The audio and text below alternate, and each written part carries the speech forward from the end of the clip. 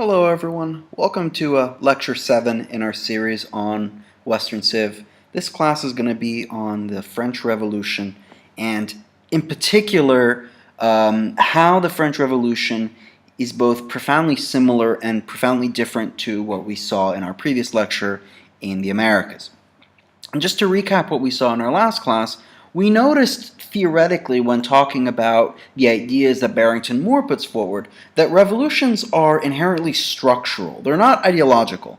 They're about changing the political and economic structures of a society, but not necessarily the ideas that that society is based on. And the easiest way to really find out what this change looks like is to notice which class is dominant in a society. So by this measure, what we saw in Moore's conception of the American Revolution is that the American Revolution doesn't necessarily qualify as a revolution because that dominant plantation-owning class, remember we call them rich, white, land-owning, slave-owning men, remains dominant before and after 1776. And this form of societal change, the democratic capitalist route, is really only one of three forms of revolutionary change that we observe in history, according to Moore. Now, moving to France, what we need to understand about French society is that it's an absolute monarchy, where you see this trend of countries embracing the ideas of the nation state, of bureaucracies, of statehood in Europe. You don't see this happening in France. Instead, you see the Ancien Regime, this sort of collection of nobles in and around the court, sort of kicking in their heels and saying that they're rejecting this change. It remains a predominantly agricultural society with some major urban centers in Paris, Bordeaux, and Marseille. And the big thing, as we're going to see in a minute, is that class divisions aren't just social and economic indications, but they're legal classifications in France. You are legally belonging to one class or another in the French society before the Revolution, and we call these classes estates. Now, the biggest common thread between the cause of the American Revolution and the cause of the French Revolution is that they both share an origin in the 7 Years' War. And if you guys remember, the 7 Years' War was this war fought in Europe prior to both revolutions, and that more than anything, it's not a bloody war. You know, this isn't the 30 Years' War all over again, but what it is that it's very expensive. And it's expensive for two reasons.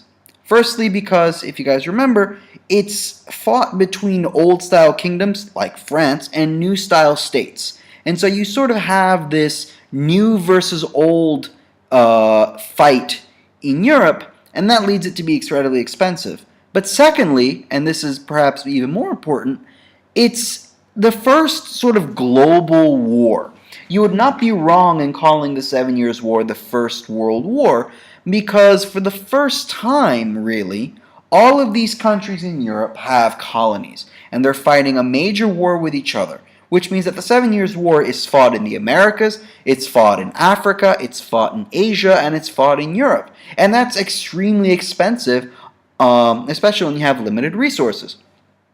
Now, one thing that makes the French case unique is it sort of goes into one of the biggest structural problems with monarchies, especially absolute monarchies, and that is Louis XV.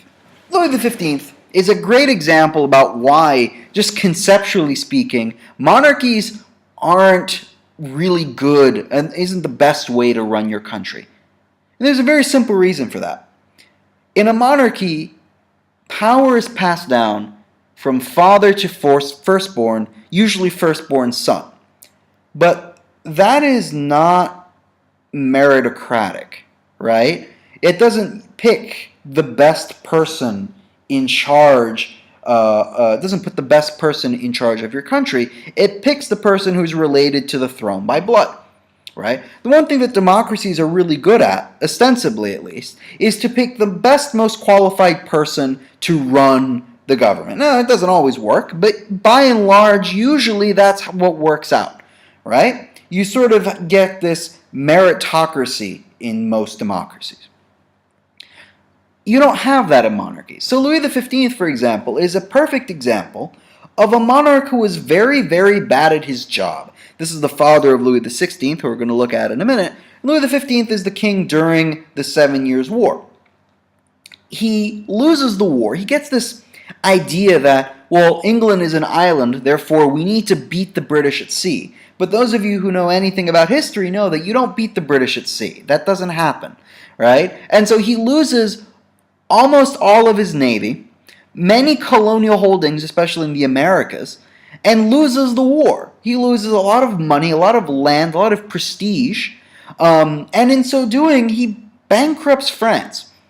But he insists that he's going to maintain this extremely lavish, rich lifestyle while the country is literally starving.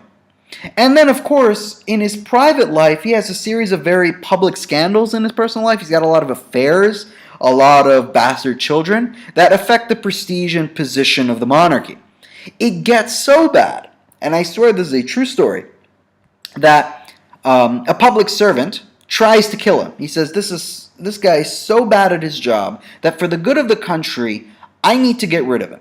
And so he proceeds to attempt to stab Louis XV, and he fails. He fails because Louis XV that day is wearing so many clothes. You know, you ever remember that Friends episode where Joey decides to wear all of Chandler's clothes as a prank? Sort of like that, right? He didn't decide which clothes to wear that cold winter day, so he decided to wear all of them. And when Robert Francois Damiens tried to stab Louis XV, the knife gets caught in his clothes and doesn't do anything. It doesn't kill him. Louis XV remains in power until far too late. And when he's succeeded by his son, Louis XVI, there's really nothing Louis XVI can do to make the situation much better. Louis XVI is by no means a genius, but he's smarter than his father in that he understands that he's out of his depth. He understands that, this is not a problem that he can solve on his own. And so he assembles together an organization called the Estates General. And the Estates General is a collection. Remember those estates that I talked about before, those legally enforced classes? The Estates General is a meeting of delegates in equal part of each of these estates that were most supposed to represent the interests of each class. And together, they were supposed to decide the future of France. What is to be done? And the three estates are the first estate, the clergy, the church; the second estate, the nobility, the king, the queen, their families, the nobles, their families, and so on and so forth. If you remember back to our feudal system class, this should make sense to you. And the third estate, well, everyone else. Everyone from doctors to peasants was represented by the third estate. Now, of course, in order to be a delegate at this conference, you need to be able to read and write and understand how policy works. And so, just by definition, you had fewer peasants and more doctors and businessmen at the conference. And the structure of the Estates General looks a lot like this, right? So each of the three estates has an equal amount, and the conference's goal is really just to help the king solve the crisis. In reality, as is to be expected, each estate sort of gives solutions that protected their own interests, but regardless of how useful they actually might be. And so the problem is, at least if you're the third estate, is that the first and second estate agree on most every issue. Which is, if you think about it, this makes sense. Because both the clergy, people who run monasteries, people who run, large church towns, and the nobility, fundamentally are similar in terms of their class. They make their money in the same way, and their power is structured in the same way. And so they're outnumbered, the third estate, the representatives of the third estate are outnumbered 2-to-1 on every issue. And every issue being proposed is going to hurt them. So for example, one of the most really popular solutions is one where the government would seize bakeries and just redistribute food and make food. which is all well and good unless you own the bakery, which is in the third estate because you're a businessman. And so what these representatives of the third estate decide to do is they petition the king and they ask for twice as many delegates. They say, well, we're outnumbered 2-1 here. We represent most of the population. We should get twice as many delegates. The king refuses. The king says no. And so the third estate decides to leave. And for good measure, the king locks the door behind them. And so these delegates, not knowing what to do and where to go, meet in the closest room large enough to hold them all. Happens to be a tennis court. And here they sign the tennis court oath. And that is an oath not to leave until they produce a document that is indicative of the new path for France. And this is the start of the revolution. Now, as we said, these members of the third estate in reality are more members of the bourgeoisie. They are urban, wealthy individuals with certain interests and certain class interests. And just to refresh your memory, the bourgeoisie are our urban rich. And they are paired with the proletariat, the urban poor, the working class. Meanwhile, you have two rural classes in the nobility and the peasantry. Now, if you're the bourgeoisie, you can't win this revolution on your own. There are just not enough of you to win this revolution. You need help. And that help is going to come from the class that is closest to you politically and economically. And that is, of course, the proletariat. And so in the Declaration of Rights of Man and Citizen, which is the document that is produced, you need to sort of provide things that the working class might want. And so, for example, Article 1, the working rich and the working poor can agree on the following: that men are born and remain free and equal in rights. Social distinctions can be founded only on the common good. They also may be in agreement on Article 2. The goal of any political association is the conservation of the rights of man. These rights are liberty, property, safety, and resistance against oppression. And this should give you a sense of what these individuals are inspired by. They're definitely inspired by the American Revolution. And so the urban rich with their allies in the urban poor storm the Bastille, get the guns from the Bastille. The Bastille is this castle in Paris where all of the guns in the city are held, and they've stormed it. They have won, at least initially, the revolution. And now we vote. Right? The first step in any republic. You get to vote. Who is going to be the first leader of France?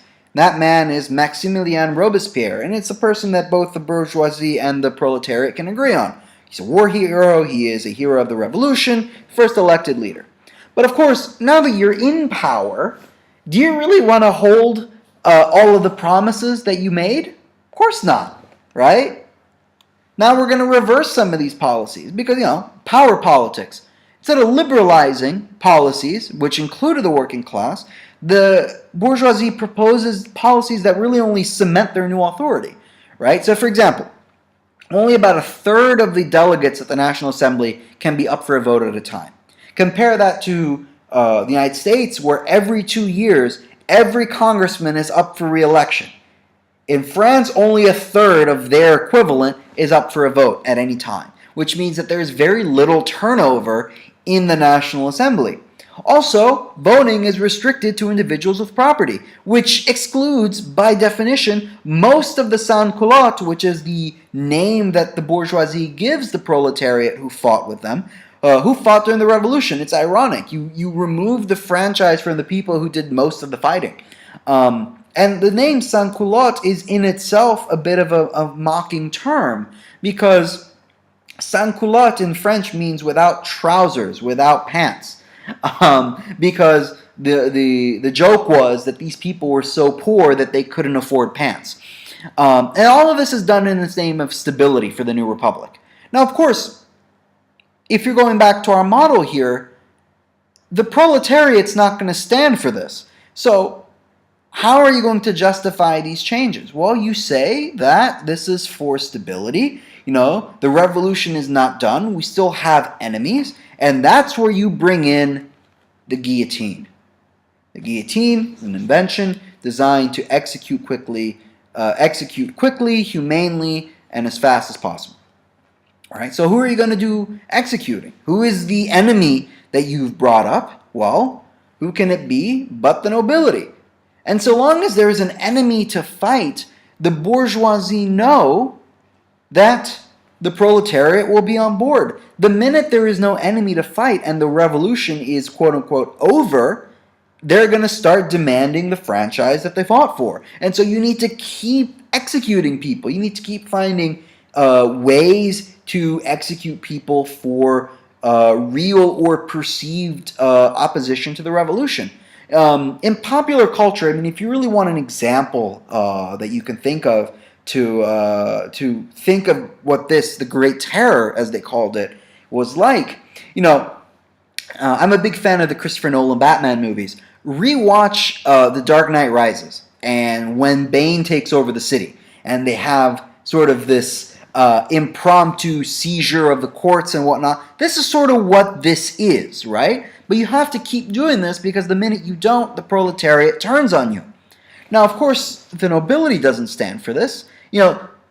Being executed is usually where people draw the line. And so just like the bourgeoisie turned to the proletariat, the working class, to seek allies, the nobility turns to the peasantry. And they say to the peasantry, these godless heathens in the city are overthrowing the natural order of things. And so, we need to protect France. We need to protect the order of things. You should rebel against these people in the cities who are doing all of these things to our country.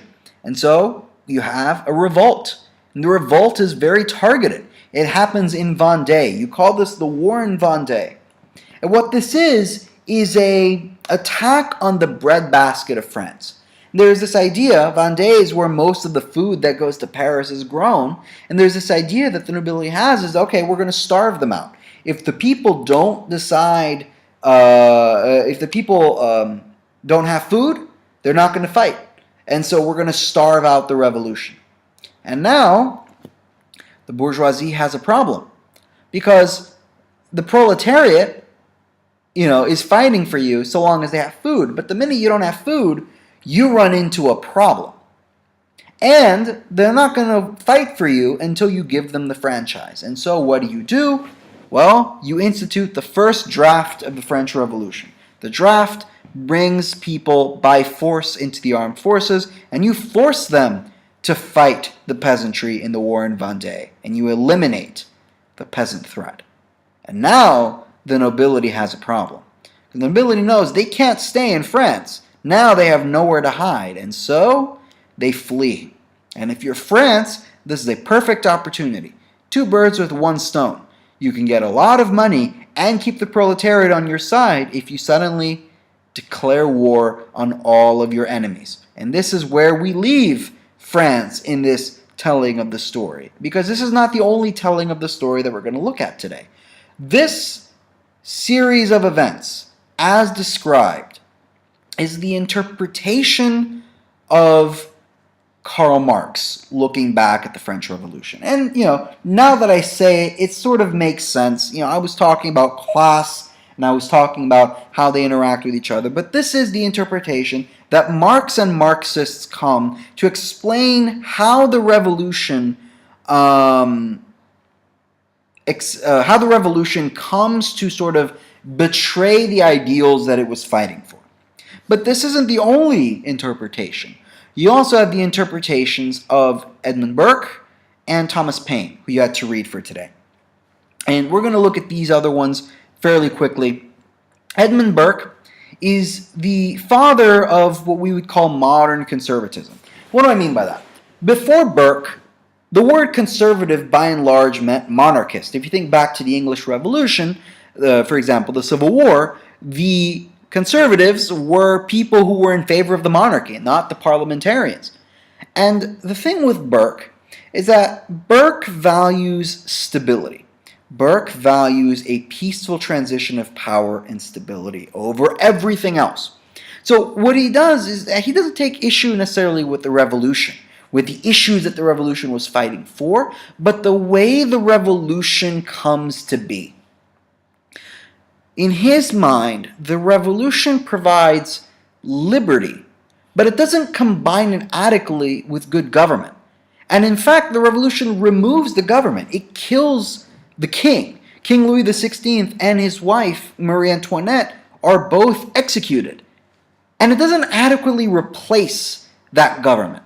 He says, abstractly speaking, government as well as liberty is good.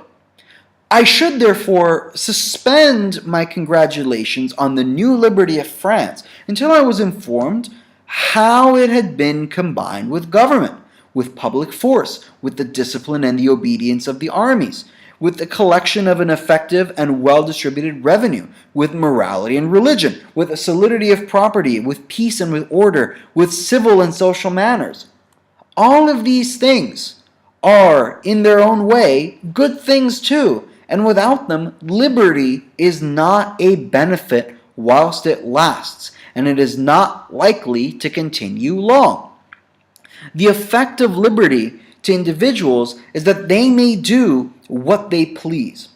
We ought to see what it pleased them to do before we risk congratulations which may be turned into complaints. What he's saying is liberty on its own is just anarchy. You need to combine it with government, with good taxation, with an obedient and strong army, with public force, with morality and religion, with a solidity of property, with peace and with order. Without all of these things, liberty is not likely to continue long. And that's really important, because what he's saying is liberty without government ultimately is dangerous. And that's the problem of the French Revolution. The French Revolution provides liberty, but removes government and does not put a new one in that is strong enough to keep the liberty. And it sort of devolves into this chaos. It devolves into the Great Terror, where people are literally being executed left and right. And that's not a good way to run your country.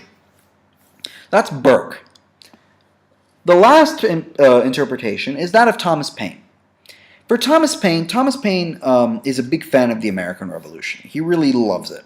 And for him, the French Revolution takes a lot of inspiration from the American Revolution. And we sort of saw this, if you guys remember, in the Declaration of Man and Citizen.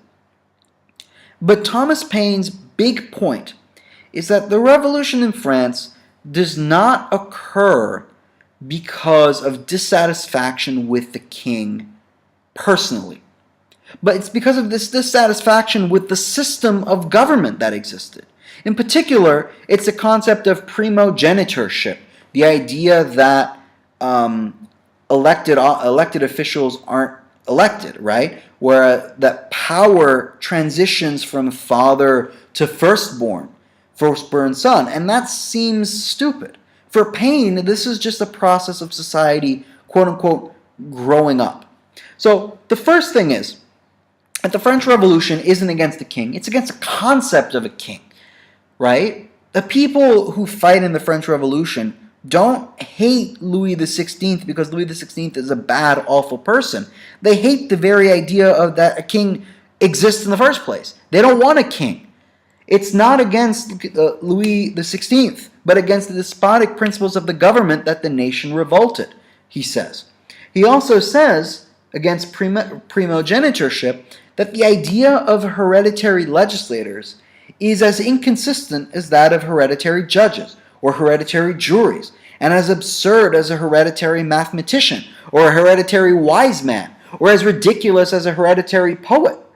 To restore, therefore, parents to their children and children to their parents, relations to each other, and man to society, to exterminate the monster aristocracy root and branch, the French Constitution has destroyed the law of primogenitorship. That's the big change. That's the change that happens. And according to Paine, this is a change that needed to happen for French society to develop. Because before the French Revolution, French society was still sort of stuck in the Middle Ages. It was juvenile. You still had people playing with castles and with noble titles that don't mean anything, right? And that doesn't really make a lot of sense in a modern society that's beginning to take its first steps into modernity, right? You know, this thing we saw with Barrington Moore. Paine is the first to say that the French Revolution may not have been clean or pretty, but it was necessary. And I would take it a step further on this sort of argument in that name a revolution that was clean. Name a civil war that was completely bloodless and without bloodshed. There is none. Every revolution is bloody and messy, but that makes them no less necessary, right? And so you have here three perspectives on the French Revolution. The first, that the French Revolution is a power grab, forcible power grab by the urban rich that were tired of being in a society that didn't really represent their values. And as they became more powerful and more prominent in French society, they engaged in a revolution to demand their rights. And using the urban poor as allies, let's call them allies, in the struggle, eventually win this civil conflict with the rural rich, the nobility, who are forced to flee. For Edmund Burke, the French Revolution devolves into chaos because the French Revolution removes the government but doesn't adequately replace them, and so the liberty very quickly returns into anarchy. And lastly, for Paine, the French Revolution is a necessary step in the development of society because it removes all of these antiquated rules and norms that society was built on and brings it into the 19th century in this case, right? It brings them forward a couple hundred years by getting rid of primogenitorship, getting rid of the nobility. And these are all things that are very good, right? So it doesn't have to be clean or pretty because no revolution really is. Now, I want you to hold this thought because in our next class we're going to look at Napoleon. And Napoleon really comes to power on the wars that are started as a result of the French Revolution. So stay tuned. I'm going to be leaving at the end of this YouTube video a brief poll where I'm going to ask you to pick which of the three perspectives you find yourself agreeing with the most. So at the end of this YouTube video, click the annotation and vote in the poll. All right? See you next time. Bye-bye.